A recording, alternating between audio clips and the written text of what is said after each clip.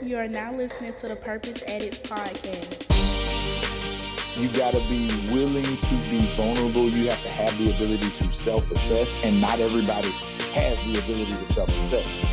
You don't necessarily have to like school to be successful in school. You just have to know how to play the game and finesse it a bit and get through it. Welcome to the Purpose Addicts podcast. This is a short yet powerful conversation designed to help you do 3 things that can ultimately change the trajectory of your life.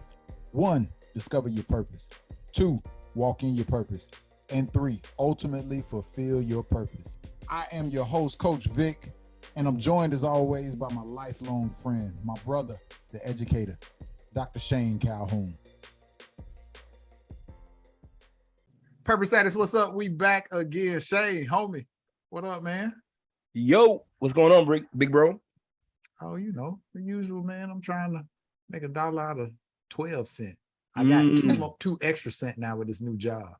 I know that's right. Let me hold some. Man, No, I ain't there yet. No. See, the minute you come up, boy, people want to get in your pockets. Perception, buddy. True. Perception. You said 2 more cents, so I'm just trying to grab some. If you got 2 more, that means you were only operating on 10. I can get that extra 2. Or maybe you could ask for 1 and let me keep the 1 extra. At least let me feel like I came up at all. Tomato. Selfish mother. You know what? I'm done talking to you. We're going to bring in our guests because obviously you're in a mood today. For our audience, I want to introduce you to somebody very special, near and dear friend from way back in the day. We go way back, almost 20 years. This young lady is a multi-million-dollar producing realtor and owner of 111 Property Group. Let me hold some. That's who you need to be asking to hold some. Let me hold some. Now, here's what's dope. Her and her real estate team have a long-standing history of serving the underrepresented communities, not just in their area, but across the entire country. And she's going to tell you a lot about what that journey is like. The key part about this is they've been focusing their efforts on helping consumers, that's you and I, us in the audience, understand what their buying power is. She's got some secret sauce that hopefully she will give up a little bit today. I won't let her give it all. Now, again, I've known her for a long time, and there's still parts of her story that I'm just now learning. When you hear it, I promise you, you're going to be inspired behind the story of resilience and perseverance. I want you to please welcome Miss Brittnee Thornton. Miss Britt, what's up? Hey, I'm so glad to be here. Thank you guys so much for having me. Yeah. Tonight. This is great. I wasn't expecting it, and it's definitely a blessing to be able to share. So I'm glad to be here. We certainly appreciate you popping in. I know it was last minute. It's hard to nail you down. If you're watching this on YouTube, you can see she is in her car. I am. Why are you in your car? I am, because my days are long. They are rewarding, but they are long. And actually right now, I'm ending my day at my daughter's basketball practice that didn't even start until 8:00. So I'm sitting outside of practice.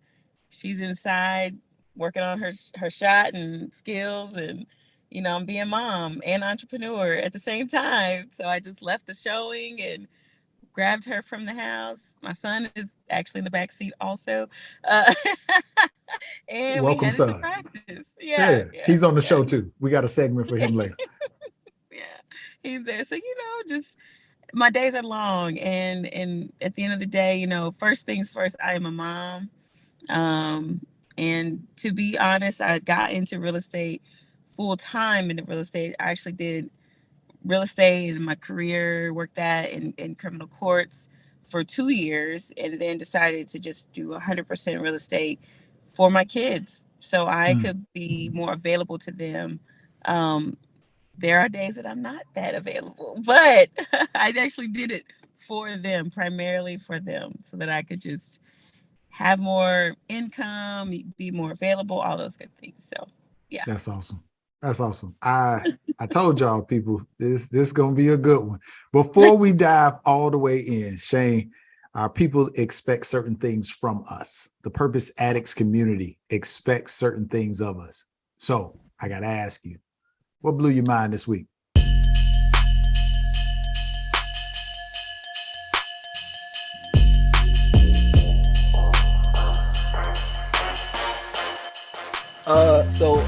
It's a two-part, and I've been meaning to tell you this for a while. So last time I went to Florida, it's probably July, right? I flew Frontier. Now, everybody has their own opinions. Me, I'm frugal. So I'm going with the best price, whatever. So my phone was about to die. And as I'm walking, you're walking down the strip in the Atlanta airport, and like you go through Southwest, looks all lit and pretty. You walk through Delta. I'm like, God, my phone's, I got to charge my phone. I'm going to go back to, where my terminal is. So I'm walking. As I'm walking towards Frontier, it's getting darker and darker and darker. And like everywhere else is just so clean. Not a lot of people plenty of space. I get to Frontier. It looks like a jungle. I mean, people on top of people. Things is everywhere. It's hot. The part of the airport is dark. So I'm like, man, you get what you pay for. I look around, no charger for the phone. So I'm like, crap. They don't even give you a wall charger. So, all right, stick it. I'm going to go walk back. I'm going to go holler at Delta. So I go back, walk back, go sit down at Delta. Yeah, I'm going to charge my phone. Plug it in, nothing works. Go to, it's just this one. Go to it, nothing works. So the moral of the story is that you're going to get what you pay for. Okay. It's cheap for a reason.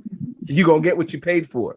But the other part about that, perception is not always reality. Ooh. So Delta's over there looking pretty and clean. And I go over there the charger don't work, fam. Ooh. Perception is not always reality. And it kind of is like what we talked about last week. Props for props, or props with no props, or whatever it is like a lot of us out here faking, man. Brittnee was just talking about the long hours. Like people don't realize success is hard work, people. Man, say it louder for the people in the back. Success is hard work, people. You don't just wake up and decide, hey, I'm gonna make $1 million today. Hey, I'm gonna have a successful business today. This shit is work, dog. Work. Yeah. So I didn't know where you were going with that. I thought you was ruling out us getting a sponsorship deal with Frontier. I thought that's what you was trying to do. Well, they messed me up this time around too, because I had a flight and I couldn't get my money back this Saturday, but that's okay. All right, no sponsorship deal with Frontier. Just X that one off. Yeah, I had it, but not no more. All right, but the reality though, Britt, I mean, what he said, like you told us to start the show off everything that you did just today. That's a typical day for you, right? That's a typical day. That's six, sometimes 7 days a week. But yes, that's a typical day. That's a typical day. I have to plan rest. I have to plan self-care. And, it usually consists of 5 or 6 days in a row. But there's weeks, months in between that. Yeah. To Shane, to your point, right? Perception isn't always reality. Entrepreneurship, a lot of people want it, but they want the sexy parts of it, right? Man. They want all the glitz and the glamour to say I'm an entrepreneur, to say I'm a business owner. Yep. But what really comes with that, you right? What's more work? Are your outlets gonna work? Man, oh my goodness. That's a good way to put it, bro. Yeah, man. It's shoot, wake up go to bed at 1 because you got stuff to do. Wake up at 5 because you got stuff to do. Get your stuff done, get the kid ready for school, out by 6:30, drive an hour, meeting, grade 50 papers, 2 classes, another meeting, grade more papers, another meeting, drive an hour back to make sure you pick the kid up by 5:30. And You we know ain't what even I'm talked about your business. saying? This is Yeah, just I your mean, this 9 to is just 5. meeting. So now we come here, get the kid ready. We'll be on here for probably an hour. I'm not gonna eat because if I eat, I'm gonna fall asleep. So I'll just drink, maybe eat a fruit, put another 3 hours in. It's midnight again. Go repeat the process. Yep. It's Mm. guys, Yep. stuff ain't easy, man. Yeah. Stuff ain't easy. Yeah. Look, Britt, let's teach them a little bit. Let's learn and lean into your story. First question that we are going to throw at you is what we ask every guest. As a purpose addict, you have a passion for something. What are you most passionate about? This is probably the third time that I've been asked that. And the first time I was asked it, I was a little bit like taken aback. But I still have the same answer, which is developing people. Mm. In my work, for 17 years, I worked in criminal courts, human services. I worked in that for 17 years, and it's helping other people take back their life. Essentially, it's their wraparound services. It's addiction and recovery. It's homelessness. It's everything that it's the underserved populations. And what, in a nutshell, what I was doing was helping to develop them.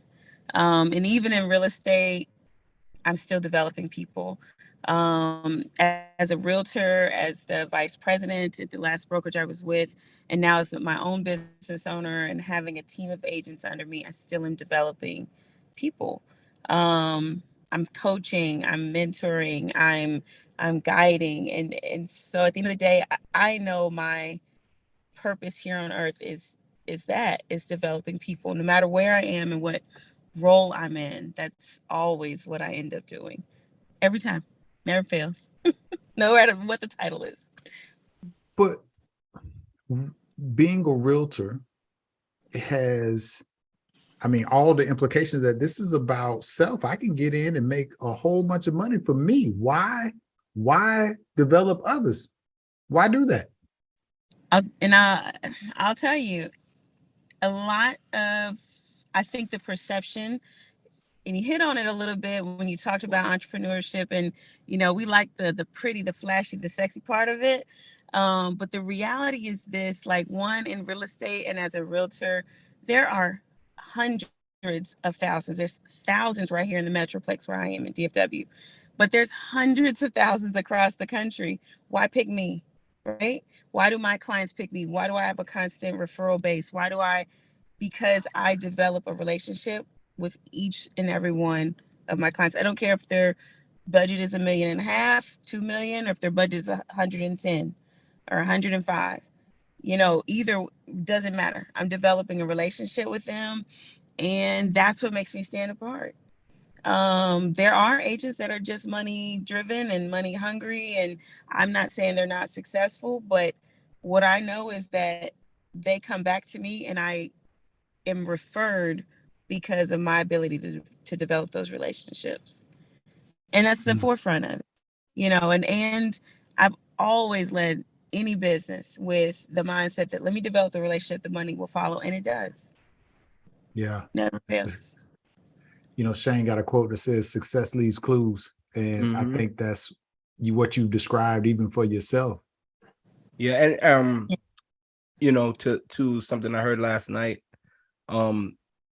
your purpose really blossoms when it becomes about others.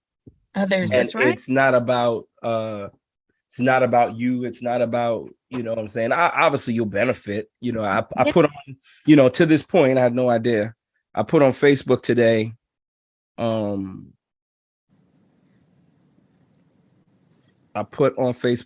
It is possible to wake up most days, let's say 85% of the time, and love what you do. If you are tolerating that 15%, I strongly encourage you to abort the mission and get to that 85%. Come on now. It's there, man. Yeah. It's there, and it's a beautiful place if you ever get to walk in that space. Yeah. And that's so true. That's literally 100% true. I enjoyed the work I did in human services and criminal courts. Mm-hmm. But there was, I'd say it probably was even more than 15%. It's probably more like 40 or Yeah. 30% of those Yeah. days. I was like, oh my gosh, I'm dreading going in. And so I had to find my balance with what makes me happy, what makes an income, and still checking the box of this is still part of who I am and my purpose here on earth, Yeah. here. And real estate kind of just fell into that. Like I fell into real estate because of that. Um, and there are days that I wake up and I'm like, What am one I more time. doing? Yeah. Oh my gosh. Like I literally just before jumped on here, I'm probably gonna have to terminate a contract. I've been working with this family for about 5 or 6 weeks. We've been under contract, and I think that they're doing some under the table stuff. And Mm, so, but the ethical thing to do, I have to do, is terminate the contract. Am I happy to terminate the contract? Heck no. I yeah. just wasted a total of probably more than 60 days because we went looking for houses and all of these things. Mm. But at the end of the day, I have to do what feels right, is right, all those things. And so I'm not always happy, but we do So have days. yeah, yeah. So what exactly do you do, and what does a day look like for you?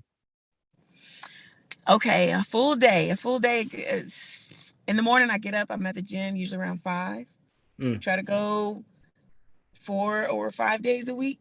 Try to. yeah. Go every week though, for sure. At least 3. 5 o'clock in the morning, I'm at the gym. That's my me time. That's the only time I have that is nobody's calling me, nobody's texting me, I'm not checking emails. Mm-hmm. It's before everybody else gets up.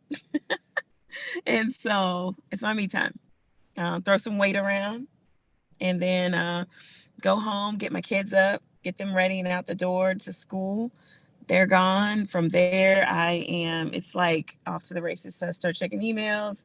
I'll usually head over to my office, um, probably have some calls in between there with some of my agents. Sometimes I do coach clients outside of my team as well. So I may have a meeting with a coaching client, coaching agent. Um, and the day kind of just flows. I'll be very honest, um, to always have daily goals. I have big 5, 10, 1 year, 6 months, those, but I try to have daily goals too. Because if I don't, literally everything will just Yeah. there's stuff to do all day, but I may not be productive in the things that I need to for sure get done. Yeah. So Yeah. I Yeah. try to have those in there. Make sure that I check those boxes and get those daily goals done. But it's meetings, showings, um, appointments with potential partners, referrals, clients. Towards the end of the day, it's get back to the house. The kids are getting home from school. They both are in sports, so practice until about 8 or 9 o'clock at night, Mm-hmm. So and you said then you do it all again. you said you like helping people. So you're a realtor. How would one become and get to your spot to where you're doing what you do? What's like the pathway or a good way to get to do what you do? What's the pathway? I mean, obviously you got to get your license. You got to get licensed. Um, the pathway to, and usually when I'm asked that question, they want to know, how am I a multi-million-dollar producer? How do you Mm, get there? I mean, I want to be licensed, but I want to sell like a lot of houses and make money. And so Word that for word, part, what they say. they do. I want to sell houses, but I really want to make a lot of money. And I'm like, okay, get your feet on the ground, period. mm, At the end of the day, there is literally nothing that I do and have done to build my brand and my business that nobody else can do. So have been the person that will walk parking lots and put my flyer in their window. I am not ashamed. That is a friend of mine that taught me, was a promoter at one point in time, was like, hey, why don't we do this? I was like, you know what, great idea, let's go. We 2,500 flyers, 5,000 flyers later in windows, phone calls, referrals coming in. Don't be afraid to step outside of your box. A lot of people get into real estate and they just want the closing day, or they have mm, balloons and keys in hand, but if you don't step outside of your box, meaning posting on social media, a lot of people don't want to do that. And in really digging into the craft of real estate, building relationships, communication skills, developing those communication skills. Those are so important. Those are probably the most important pieces. Develop those communication skills so you can build a relationship and get out of your own way. Stop saying, I don't want to get on, I don't want to, I don't want to post. I'm not going to post. I don't want to walk in, door knock. I don't want to make phone calls. Stop saying that. Do it. If you want to produce, then you have to start at the bottom. At the bottom and work your way up. Yeah. Yeah, too many people focus on, like you say, they want to know how they get to the multi-million, but they don't care about nothing else. But if they could just boom, drop, it's a microwave. Microwave. I've been writing this. I've been writing a course, and I'm telling you, that's it. Like our culture, our society, not culture, our society is such a microwave mentality. Such a microwave. They just want to put it in the microwave for 30 seconds, boop, and it's done. And you're like, no, it's not how it works. It's not how it works. And it's a process. It is such a process. Like, so many people get in and out of real estate because they assume as soon as I get in, like they're gonna give me leads, and then I'm gonna have a closing, and then I'm gonna have another one and another. No, that's not how it works. That's not how it works. No, that's not how any of this works. No. So I guess in a nutshell, it's two things: build those relationships, communication skills, and get your feet on the ground and go get it. Period. Stop talking about it. Just do it. Don't worry about other people. Do it. Do the work. I've talked to some people who tried to get into real estate and ended up getting out of it. And one of the common themes that they said caught them off guard was they didn't realize that real estate was sales. And it is like it is bottom of the barrel sales. Like, it is not the fluffy stuff. Like, it is door knocking sale. Like, it's like, remember, I don't know if you guys remember when you were kids, but you'd be at home in the summer and somebody would come to the door knocking and trying to get you to buy the vacuum cleaners and the certain cleaner, materials and stuff like that. That's what it is. Like, that's real estate. We door knock. We literally knock on doors and say, hey, I'm a realtor in the area. We literally put out flyers. I sponsor every snack on both of my kids' teams. And what's in that? My flyer, my business card. Wow. I would have never thought about it that way. She giving game. She giving game. Like, it is sales, and it is. But now, once you get your client base, like, it sort of eases up a little bit, but you really can't ever take your foot off the gas. No. You always got to have your foot on the gas. Because you got to keep feeding your pipeline. Like, that's right. The thing about sales. Like, you could never, the worst thing you could do is run out of leads. That is the worst thing you could do in sales, is run out of leads. And however you got leads to get to that place of comfort where it kind of settles, is the same stuff you have to keep doing, because eventually those original leads will run out. They're going to run out. And you have to stay up on the market and the trends and what's going on, because your client base will shift. Sure will. Whereas, early part of this year, last year, year before, my client base was bigger. Like, I had people with more money. I'm just being honest. $1 million, $750,000, $850,000, because that's all that I could afford, those houses right there. Now my client base, I've got $110,000 client right now.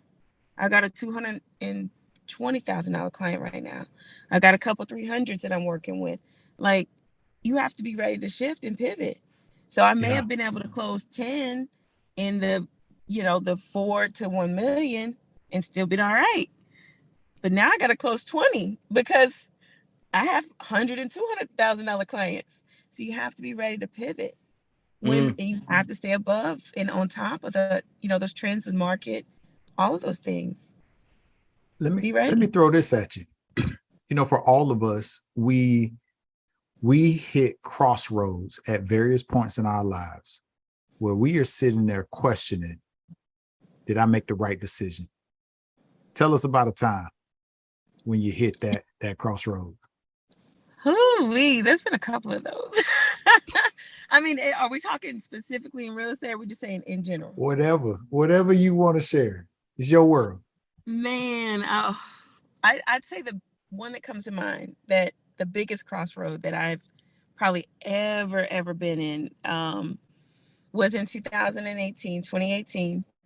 Was literally the hardest year of my life. From the beginning of that year up until July into summer time frame, literally probably the end of that year, end of the year. We'll just say the whole year. At that time I lived in Seattle. I had moved to Seattle, took a promotion in 2016, moved out there. It was just me and my kids. I don't know anybody who lives in Seattle. Never even had been on that side of the country until I moved there. And at that time in 2018 was my son had just turned 5 in February, and in March I watched him stop breathing on the table in the emergency room. He got admitted, was in the hospital for a week and a half in the ICU, and all in, he had about this much. I think it ended up being about 20% lung space that wasn't covered in pneumonia, viral and bacterial pneumonia, the flu. I mean, it was just bad. So went from that to the very next month, and Vic, you probably already, I'm sure you know this part, but my divorce was finalized. I was already a single mom before then, but I really became a single mom legally at that point too, the very next month. And then the next month after that, in May, I had to file bankruptcy because of the divorce. And I also became homeless for 2 kids in Seattle. It's cold in May in Seattle. And so I was homeless with my kids from May through the end of June. The end of June was when my daughter got out of school that year. Just asked God, please, Lord, let us make it. Let's make it through these next couple of months so that I can move back home. I came back to Dallas. I'm not from Dallas, but my family is here.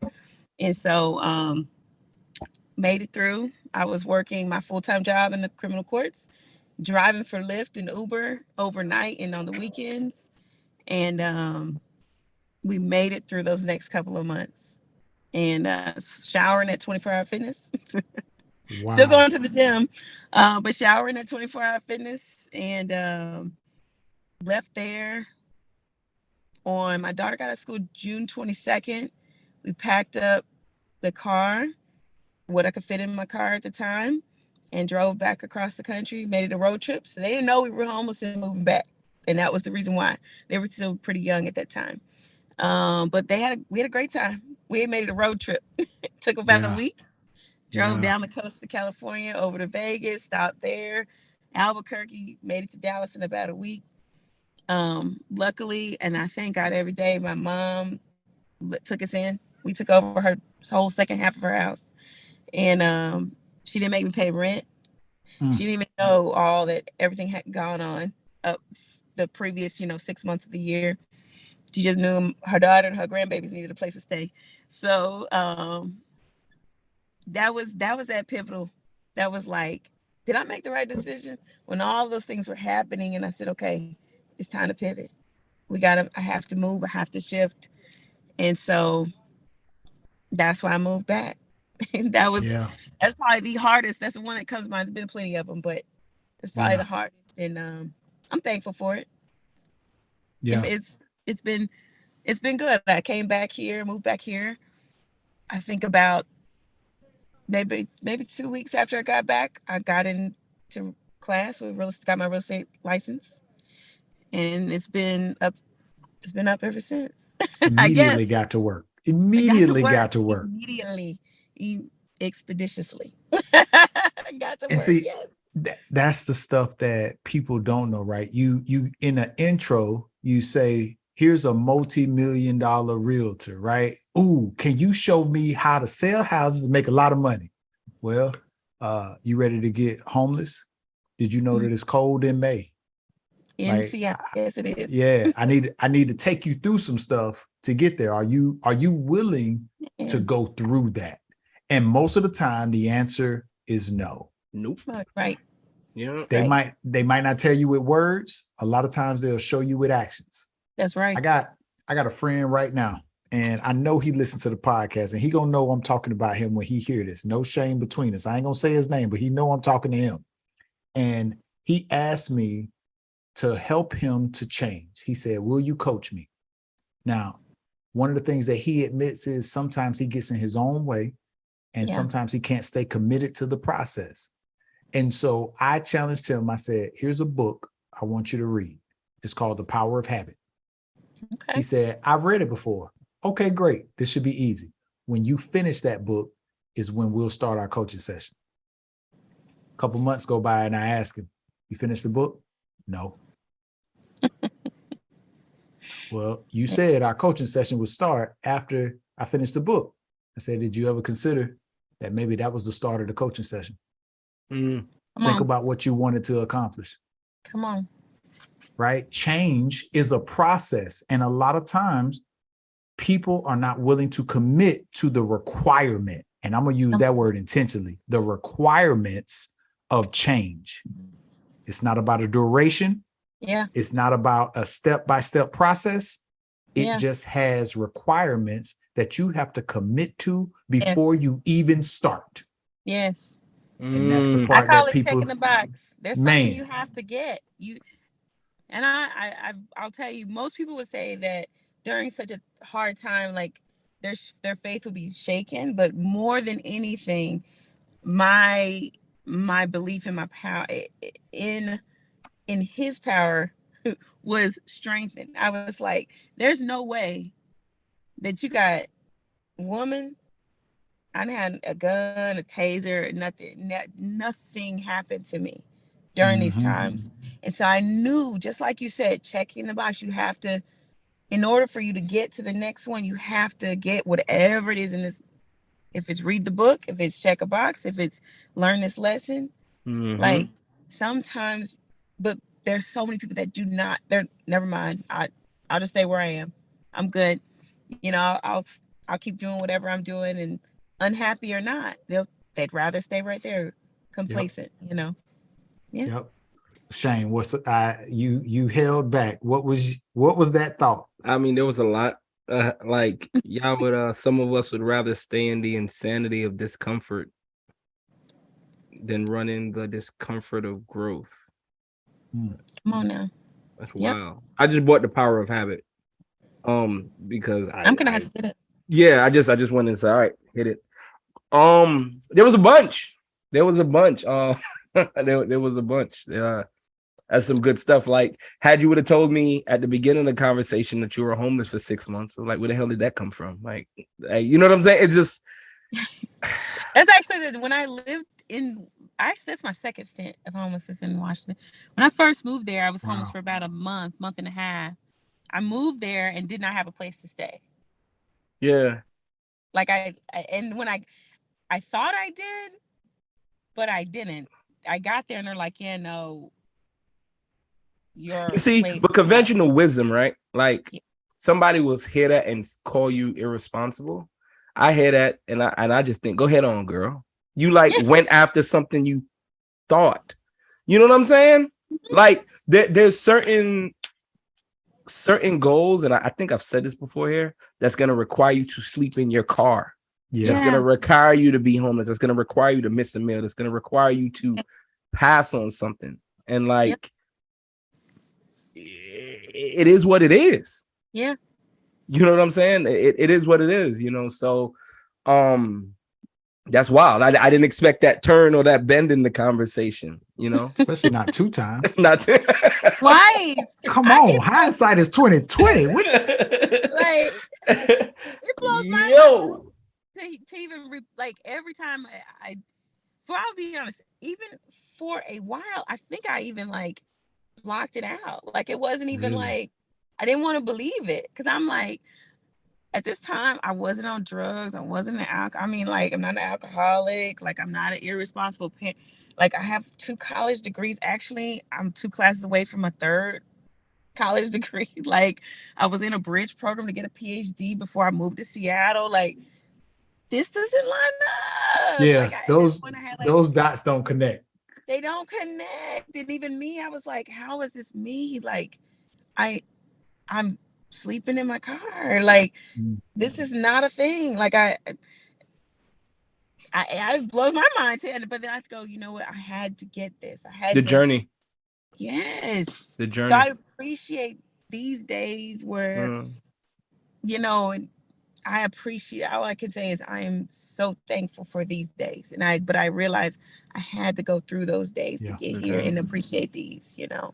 Yeah. So, Let's do this. yeah. Share with people who are interested in getting into this biz one thing to look out for before they jump into the deep end of this real estate pool. One thing. I don't want you to give all the game, just one thing. Look out One for thing, this. there's a lot. You got to really go.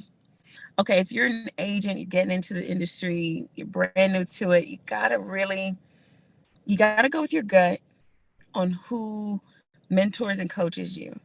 There's a lot of people out here that will say, you know, I'm a mentor, I'm a coach.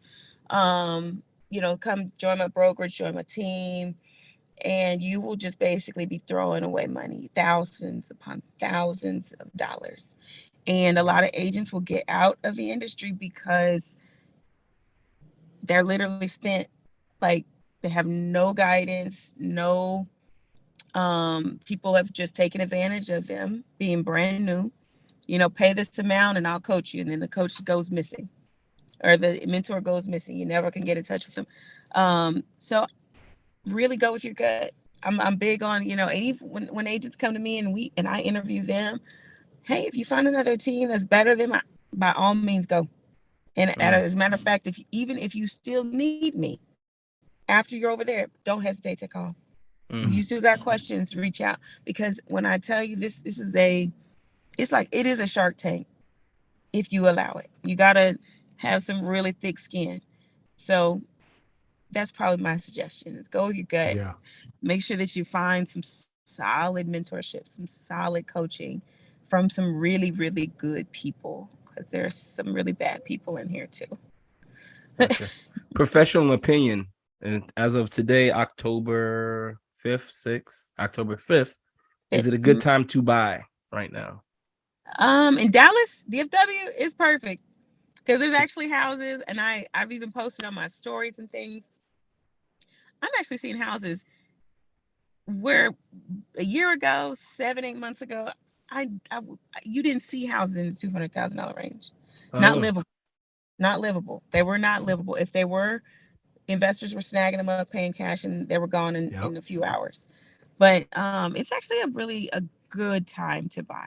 so prices are kind of dropping and leveling off. Prices are more normal, Gotcha. and you're seeing a lot of the, like, Bank of America, Simmons Bank out here dropping a lot of programs to assist your traditional, your everyday buyer. You Gotcha. know, with Incentive down payment, programs. closing costs, yeah, incentives, buy down the interest rate, things like that. So it's actually a really good time to buy if you're in the market. So Can you only help people in your metro area, or can you help someone anywhere? I don't know, how far does a realtor license take you? doesn't take you. So I'm licensed for the entire state of Texas, and I do service the entire state of Texas. Um, I am under a brokerage that also reaches 47 of the 50 states. So I actually can support, I can refer to other states or from other states and still support a client in another state. But not all realtors have that. It's more about the brokerage that they are aligned with, right? Potentially, if you're with a brokerage that is national, it makes it a lot easier to refer, because it's basically like you know, a sister state kind of thing, you know. Gotcha. So it's easy to just reach out into our systems and say, hey, we need an agent that's in South Carolina. You can look them up, you can see what their stats are, and then, you know, you can communicate. Yeah. I'll give you a call. It's a little more difficult if you're with like a small brokerage that only services one metroplex, or maybe just one state, because then at that point you have to go searching, and then you don't know what you're getting. You Yeah. know, you don't know the type of training they're getting and things like that. So It's a little more difficult. You can still refer even if they are with a different brokerage, but a little more difficult. Got it. Well, Britt, you gave us a lot of gems. We sure appreciate you. We're not going to take any more of your time. We know you got a long day as is, and you still got to get the kiddies home. Got to get them home. Because you can help so many people still, and I know you have a lot to offer. Tell the people where they can find you. This is our footwork segment. How do they get in touch with you? What do you got going on that they need to know about? So we have the team 111 Property Group. We service all real estate needs. So we are on Instagram, Facebook. On Instagram, it's just 111 Property. Real simple. My real estate page is realtor.brit_. And kind of new upcoming things. I host a lot of networking events, workshops, and I'm actually going to launch a new, well, I'll say I'm just going to call it rebranding because I've been doing the networking events. I've rebranded, and we'll launch an event in December. It's going to be a mixer gala. It's going to be lots of fun, and it's called Strictly Business Mixer Gala. So that'll be going throughout the rest of the year, workshops, all that good stuff. But you can keep up with me on Instagram, realtor.brit_. That's dope. Oh, I can't wait. I'm telling you, if you haven't already, go follow Britt. I promise you, she's doing some dope stuff. I've been watching, I've been seeing the elevation. I'm just trying to slide right under the coattails, right? I say she doing something. She doing something. I've been watching. She done figured something out. I'm working on, yeah. Empire. Try to leave some stuff for these guys, yeah, when I'm gone, kind of thing. So I appreciate it, the support. So for sure. Shane, what we got going on this time around? Follow me on Facebook, Shane Calhoun. They spell the last name the right way, Colquhoun. And then also follow me on my motivation page on TikTok at Creating Hustle 1440. On both places you can catch the reels and the digital content that we're creating. So follow me on Facebook, follow me on the TikTok at Creating Hustle 1440. Bet. And for anybody looking for apparel needs, whether it be sweatshirts, t-shirts, long sleeves, you name it, we can do it. Profile District, PROFYLE district.com. This year, there's been a huge need. For some reason, high school reunion is coming up and they need some customized shirts. Yes, sir. So if your reunion is coming up, you're getting back out, I promise you, we got some dope designs that we've been doing. Check us out, profiledistrict.com. Britt, as always, we appreciate you. Thank you for joining us. We appreciate your time and your consideration, truly. Thank you for having me. I'm glad to be here. Appreciate it, guys. Absolutely. Our audience, as always, we wrap every episode up with a quote that I think is so pertinent to this conversation. Our friend Les Brown said this: you must tell yourself, no matter how hard it is or how hard it gets, I'm going to make it. That's right. Bang, bang, bang, bang, bang, bang. No matter how hard it is, no matter how hard it gets, I'm going to make it. You have to tell yourself that, because the world will tell you different, but you got to talk to you and tell you what's best for you. Purpose Addicts, we love you. If you haven't already, like, subscribe, share the show. Check us out on YouTube. Bunch of dope content coming this way. This is the kickoff of season 3. I promise you, it's going to be a good ride. As always, go live life on purpose. We out.